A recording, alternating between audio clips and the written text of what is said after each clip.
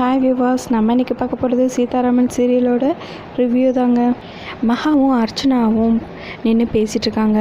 அந்த டைமில் சூர்யாவையும் மதுவையும் பிரிக்கிறதுக்கு என்னென்ன பிளான் பண்ண முடியுமோ அதையெல்லாம் பிளான் பண்ணிகிட்ருக்காங்க. இது எல்லாத்தையுமே மேலே நின்று துரை கேட்குறாங்க. கரெக்டாக அதை மகா நோட் பண்ணிடுறாங்க. அர்ச்சனா பேசிகிட்டே இருக்காங்க. கரெக்டாக கண்ணை காட்டுறாங்க. நம்ம மகா உடனே மகா துரையை கூப்பிடுறாங்க. துரை எப்படியோ இதையும் சொல்லி சமாளிக்கிறாங்க. ஆனால் மகா எப்படியோ கண்டுபிடிச்சிடுறாங்க. இவங்க நம்ம என்ன பேசிகிட்ருக்கோங்கிறத தான் நோட் பண்ணிகிட்ருக்காங்க அப்படிங்கிறத.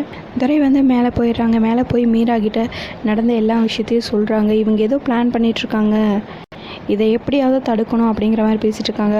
இன்னொரு சைடு நம்ம மகாவும் அர்ச்சனாவும் மதுவையும் சூர்யாவையும் எப்படியாவது பிரிச்சிடணும், அதுக்கு தகுந்த மாதிரியே சூர்யாவோட கம்பெனி ஓனர், அப்புறம் ஹவுஸ் ஓனர், போலீஸ், அப்புறம் வக்கீல், இவங்க எல்லாரையுமே நம்ம கைக்குள்ளேயே வச்சுக்கணும். இவங்க எல்லாருமே சூர்யா மேலே தான் தப்பு இருக்குது அப்படிங்கிற மாதிரி சொல்லணும். அப்போ தான் மது அதை நம்புவாங்க அப்படிங்கிற மாதிரி பேசி பிளான் பண்ணிக்கிறாங்க.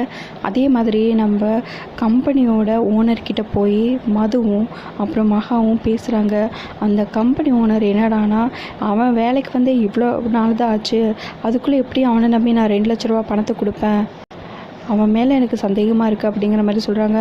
மது என்னடானா அழுதுகிட்டே இருக்காங்க. இன்னொரு சைடு ஹவுஸ் ஓனரும் அதே மாதிரி சந்தேகப்படுற மாதிரியே சொல்கிறாங்க. மதுவுக்கு மனசே விட்டு போயிடுது.